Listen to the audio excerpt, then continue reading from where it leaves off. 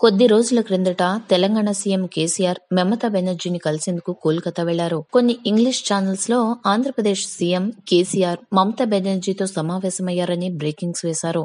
దక్షిణాది రాష్ట్రాల పట్ల వారికి ఉండే అవగాహన అదే. అలాంటి ఛానల్స్ అన్ని ఇప్పుడు సర్వేలు ప్రకటించేస్తున్నాయి. ఏపీకి తెలంగాణకు తేడా తెలియని ఛానళ్లు ఏపీలో ఎవరు గెలుస్తారో లెక్కలతో ఎలా చెబుతారో ఎవరికీ అర్థం కావట్లేదు.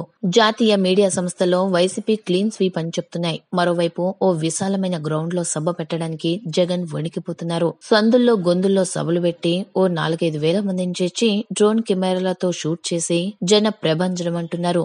మరోవైపు సర్వేలు. దీని వెనుక చాలా పెద్ద గూడు పుటాని ఉంది. సర్వే సంస్థలు పొలిటికల్ స్ట్రాటజిస్టుల అవతారం ఎత్తుతున్నాయి. ప్రశాంత్ కిషోర్ అనే వ్యక్తి ఐపాక్ అనే కంపెనీ పెట్టారు. తాను పొలిటికల్ స్ట్రాటజిస్ట్ గా ప్రచారం చేసుకున్నారు. సర్వేలు కూడా చేసిస్తారు. తన దగ్గర ఐఐటీలో చదువుకున్న వారున్నారని ఆయన చెప్తూ ఉంటారు. సర్వేలు చేస్తున్నట్లు ఆకర్షణీయమైన నివేదికలు తయారు చేయడానికి పెద్ద టీం ఉంటుంది. ఒప్పందం చేసుకున్న పార్టీలకు సంబంధించి ఏదైనా కార్యక్రమం జరిగితే ట్యాబ్లు పట్టుకుని సీరియస్ గా దానిలో ఏదో అప్లోడ్ చేసుకుంటూ కనిపిస్తారు. కానీ వారికి అక్కడి లాంగ్వేజ్ తెలియదు. రాజకీయ పరిస్థితులు తెలియవు. నంద్యాల ఎన్నికల్లో వైసీపీ 25,000 మెజార్టీతో గెలుస్తుందని ప్రశాంత్ కిషోర్ టీం సర్వే నివేదిక ఇస్తే ఫలితం మాత్రం రివర్స్ లో వచ్చింది. కనీసం ఫలితం దరిదాపుల్లో కూడా లేదు.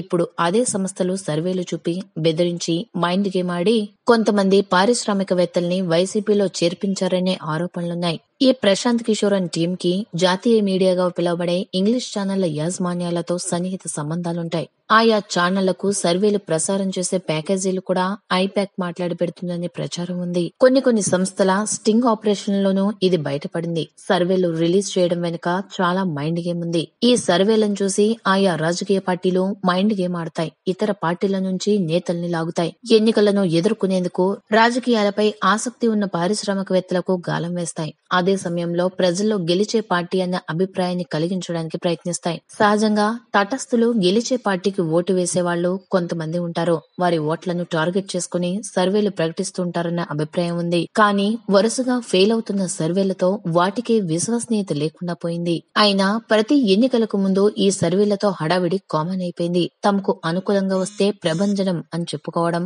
వ్యతిరేకంగా వస్తే దొంగ సర్వేలనడం రొటీన్ అయిపోయింది. దేశంలో 10 న్యూస్ ఛానల్స్ 20 సర్వే సంస్థల పేర్లతో ఒప్పందాలు చేసుకుని 30 రకాల సర్వేలు ప్రకటిస్తాయి. అందులో 1-2 మాత్రమే అసలు ఫలితాలకి దగ్గరగా ఉంటాయి. అందులో వారి ప్రతిభ ఏమీ ఉండదు. ఇలా ఓసారి తమ అంచనాలు తప్పైతే ఆ సర్వే సంస్థలు లెంపలేసుకుని మరోసారి ఆ పని చేయకూడదు. కానీ ఇప్పుడు సర్వే సంస్థలకు ఇదో బిజినెస్ అయిపోయింది. ఈ వీడియో కనుక మీకు నచ్చినట్లయితే లైక్ చేయండి, మీ ఫ్రెండ్స్ కి షేర్ చేయండి. ఇలాంటి మరిన్ని ఇంట్రెస్టింగ్ వీడియోస్ కోసం మా ఛానల్ ని సబ్స్క్రైబ్ చేసుకోండి.